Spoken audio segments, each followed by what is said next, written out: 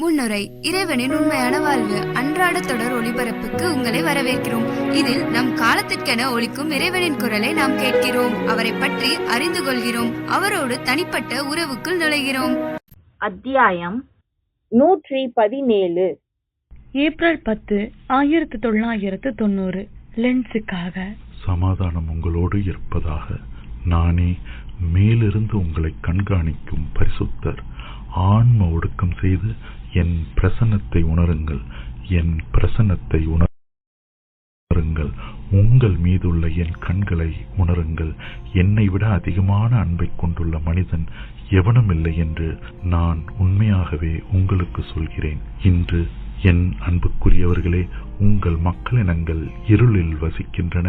ஆனால் நான் என் அளவில்லாத இரக்கத்தால் என் இல்லத்தை மீண்டும் ஸ்தாபிக்கவும் உங்களை என்னிடம் திரும்ப கொண்டு வரவும் இறங்கி வருகிறேன். பட்டினியால் தவிக்கும் உங்கள் மக்களினங்களுக்கு என் வார்த்தையை உணவாக தருமாறும் நான் பரிசுத்தர் என்று உங்களுக்கு நினைவுறுத்தவும் மனிதகுலம் முழுவதன் மீதும் நான் உண்மையாகவே என் ஆவியை பொழிந்து கொண்டிருக்கிறேன்.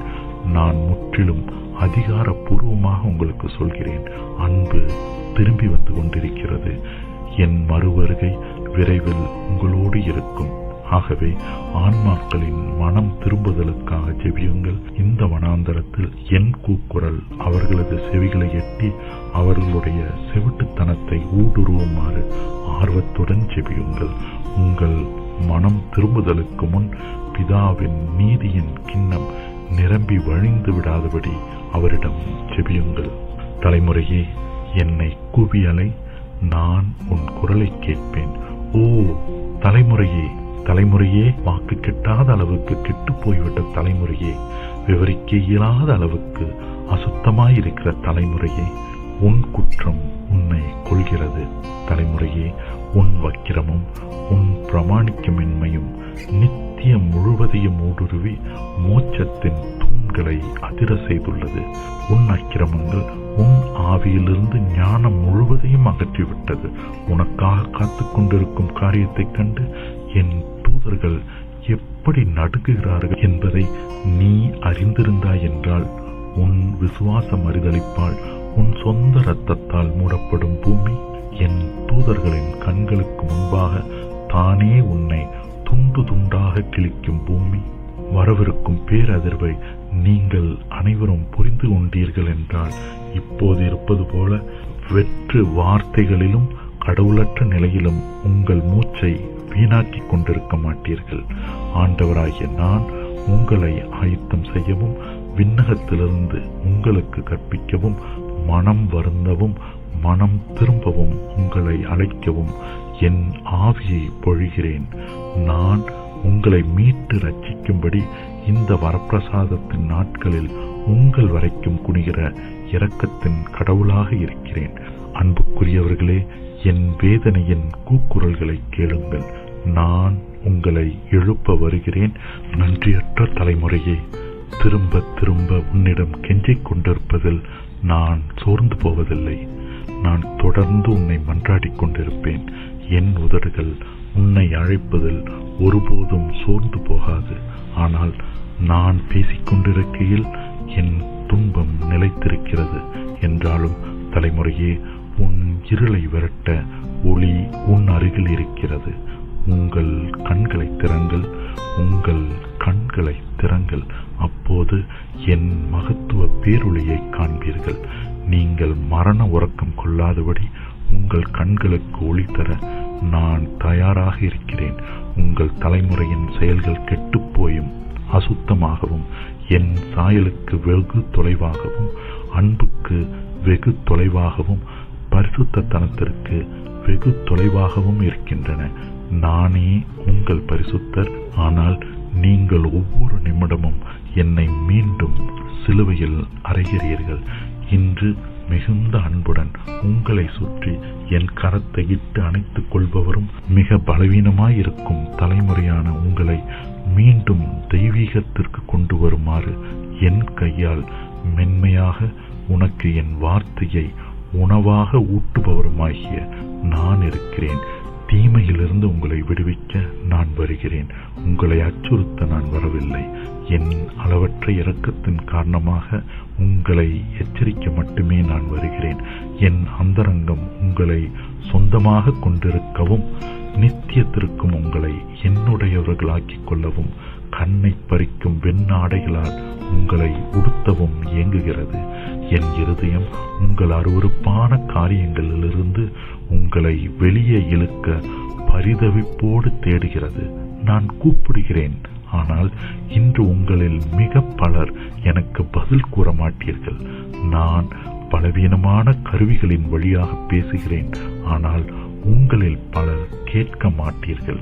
அதற்கு பதிலாக இந்த மக்கள் என் தூதர்களை வஞ்சகர்களைப் போல் நடத்துகிறது. இந்த மக்கள் எனக்கு அனைத்திலும் அதிகமாக வெறுப்பூட்டுவது எதுவோ அதையே தேர்ந்து கொள்வார்கள். அவர்களது உயிரை எடுத்து விடுவார்கள். குறிப்பு: உயிரை எடுத்து விடுவார்கள். 3 வார்த்தைகள், ஆனால் அதைவிட மிக அதிகமான பொருளை இவை கொண்டுள்ளன. இவ்வார்த்தைகள் பரிசுத்த ஆவியானவரை, தூதர்களின் வழியாக பேசும் பரிசுத்த ஆவியானவரை தாக்கி அவரை ஒடுக்கி விடுபவர்களையும், அதாவது கடவுளின் எச்சரிக்கைகளை ஒடுக்கி விடுபவர்களையும் குறிக்கின்றன. இந்த மக்கள் இழக்கப்பட இருக்கும் ஆன்மாக்களுக்கு பொறுப்பானவர்களாக இருப்பார்கள். தேவ அருளின் பரிசுத்த ஆவியானவர் இன்று நம் தலைமுறைக்கு தேவைப்படுவதை கொண்டு, அதாவது வெளிப்பாடுகளின் பெருக்கத்தை கொண்டும் காட்சிகளின் வழியாக தரப்படும் செய்திகளை கொண்டும் நம்மை எழுப்புவதை தேர்ந்து கொண்டிருக்கிறார். பாத்திமாவின் அழைப்புக்கு முக்கியத்துவம் தரப்படவில்லை. அது 13 ஆண்டுகளாக அலட்சியம் செய்யப்பட்டது. அது ஒரு எச்சரிக்கையாக இருந்தது. 2ஆம் உலகப் போரும் கம்யூனிசமும் இந்த அலட்சியத்தின் விளைவாக இருந்தது. இதை செய்யும் போது எனக்கு ஒரு புனிதமான கடமையை செய்வதாக அவர்கள் நினைத்துக் கொள்வார்கள். இருளிலும் அறியாமையிலும் இருக்கும் அவர்களது ஆவி யூதர்கள் எந்த அளவுக்கு என்னை மெஸ்ஸியாவாக அங்கீகரித்தார்களோ அதற்கு அதிகமாக என் வரப்பிரசாதத்தின் பரிசுத்த ஆவியானவரை அங்கீகரிப்பதில்லை. அவர்கள் என் கோபத்தை கிளறுகிறார்கள். அவர்கள் என்னை ஏற்றி போற்றுவதில்லை. அவர்கள் என் வழியை முட்களையும் முட்புதர்களையும் கொண்டு மறிக்கிறார்கள். இந்த கடவுளற்றதும் அறிவற்றதுமான தலைமுறையில் அவர்கள் அசுத்தத்தனத்தையும் முறையற்ற அசுத்த உறவுகளையும் வளர்க்கிறார்கள். என் கடும் வேதனையை உணருங்கள், என் துயரத்தை உணருங்கள். கண்ணீரால் என் கண்கள் மங்கலாகி சோர்ந்து போகின்றன. என் அன்பின் பரிசை, என் பரிசுத்த ஆவியின் பரிசை, என் தெய்வீகத்தின் பரிசை உங்களுக்கு தர மிகுந்த அன்போடு நான் உங்கள் வரைக்கும் இறங்கி வருகிறேன். என் பரிசுத்தத்தனத்தை உங்களுக்கு நினைவூட்ட நான் வருகிறேன். எனக்கு சொல்லுங்கள், நீங்கள் சொல்வதை என் திருஹிருதயம் யாரை நேசித்து யாருக்காக துடிக்கிறதோ அந்த உங்கள் குரலை நான் கேட்க விடுங்கள். இந்த பாலைவனத்திலிருந்து நீங்கள் வெளியே வருவதை நான் எப்போதாவது காண்பேனா? நான் கடும் வேதனையில் இனியும் உங்கள் காலடி சத்தத்திற்காக காத்திராதபடி என்னிடம் திரும்பி வாருங்கள். நான் உன்னை கடிந்து கொள்ள மாட்டேன். இல்லை, நீ என் நெஞ்சோடு உன்னை வைத்து அழுத்திக் கொள்ள உன்னை அனுமதிப்பதை மட்டுமே நான் செய்வேன். மேலும் என் குழந்தாய், ஆனந்த கண்ணீரோடு நான் உன்னை தொட்டிலில் இடுவேன். என் அன்பின் பெருக்கால் நான் உன்னை சுற்றி உன் ஆன்மாவை என் சமாதானத்தில் இருக்க செய்வேன். நான் உன் மீது அக்கறை கொள்வேன். நான் உன் மெய்ப்பராக இல்லையா? பார், நீ உனக்கு வாக்களிக்கப்பட்ட நாட்களின் தொடக்கத்தில் வாழ்ந்து கொண்டிருக்கிறாய். என் அருளின் ஆவியானவர் உன் இறந்தவர்களின் மீதாக தம்முடைய சுவாசத்தை ஊதுவார். உங்களை உங்கள் கல்லறைகளிலிருந்து எழுப்பி உங்கள் ஆளுகைக்கு, அதாவது என் திரு இருதயத்திற்கு மீண்டும் அழைத்து வர நான் விரும்புகிறேன். நான் என் ஆவியால் உன்னை நிரப்பி உன்னை குணமாக்குவேன். நீ என்னை உன் கடவுள் என்று ஒப்புக்கொள்வாய். மறுபுறத்தில் நீ உன் கண்களையும் உன் இதயத்தையும் திறப்பாய். உன்னை என்னிடம் கையளிப்பாய். உன் சித்தத்தை எனக்கு அர்ப்பணிப்பாய். நான் மீதியை பார்த்துக் கொள்வேன். என் பரிசுத்த பிரசன்னத்தை நினைவில் கொள்ளுங்கள். என் வார்த்தைகளை சுமந்து செல்பவையும் என் செய்திகளை பரப்புவையுமான ஒளியின் பாத்திரங்களாக இருங்கள். ஆண்டவராகிய நான் உங்கள் நெற்றியின் மீது என் அன்பின் அடையாளத்தை வரைந்து உங்கள் ஒவ்வொருவரையும் ஆசிர்வதிக்கிறேன். ஒன்றாக இருங்கள். ஏப்ரல் 12, 1990 பாரிஸ் மற்றும் இத்தாலிக்கா. சமாதானம் உங்களோடு இருப்பதாக. நானே உயிர்ப்பு. என்னில் விசுவாசம் கொள்பவன் யாராயினும் அவன் இறந்தாலும் உயிர் வாழ்வான். நான் உண்மையின் பரிசுத்த ஆவியானவர். நான் உங்களிடம் வந்து உங்கள் ஆழ்ந்த உறக்கத்திலிருந்து உங்களை எழுப்புகிற என் வார்த்தையின் நினைவூட்டுதலாக இருக்கிறேன். என் அருளின் ஆவியானவர் மனிதகுலம் முழுவதன் மீதும் தாராளமாக பொழியப்படுவார் என்றும் உங்கள் மகன்களும் மகள்களும் இறைவாக்கு உரைப்பார்கள் என்றும் சொல்லப்பட்டுள்ளது. வேதாகமத்தில் உள்ள அணை நிறைவேற்றப்பட்டு கொண்டிருக்கிறது. நீங்கள் சத்தியத்தை ஏற்றுக்கொள்ளுமாறு நான் உங்களை மோட்சத்திலிருந்து தயாரித்துக் கொண்டிருக்கிறேன். வானத்திலும் பூமியின் மீதும் அதிசயமான அடையாளங்களை காட்டுவதன் மூலம் நான் உங்களை ஊக்கப்படுத்துகிறேன். ஏழைகளுக்கும் சிறியவர்களுக்கும் காட்சிகள் அளிக்கிறேன். நான் பல்வேறு நாடுகளில் ஓர் ஆசிரியையாக உங்களுக்கு போதிக்குமாறு என் திருத்தாயாரை உங்களிடம் அனுப்புகிறேன். தலைமுறையே உங்களுக்கு கற்பிக்கவும் உங்களை தெய்வீகத்திற்கு திரும்ப கொண்டு வரவும் உங்கள் தலைகளின் மீது என் அளவற்ற இரக்கத்தை ஒரு விருதுக்கொடி போல நான் காட்சிக்கு வைக்கிறேன். நீங்கள் இன்று என் குரலை கேட்பீர்கள் என்றால் நான் உங்கள் ஆன்மாவை உயர்த்துவேன். இளைப்பாற்றியின் ஸ்தலத்தை நீங்கள் வந்தடைவீர்கள். தலைமுறையே, நீ நீண்ட காலமாக பெயரில்லாத விக்கிரகங்களை, உயிரற்ற விக்கிரகங்களை, மரணம் வரைக்கும் உனக்கு தீங்கு விளைவிக்கும் கண்டுபிடிப்புகளை வழிபட்டு வந்திருக்கிறாய். நீ இவற்றுக்கு தெய்வீக மகிமைகளை செலுத்தி உன் வாழ்வை கரைப்படுத்தினாய்.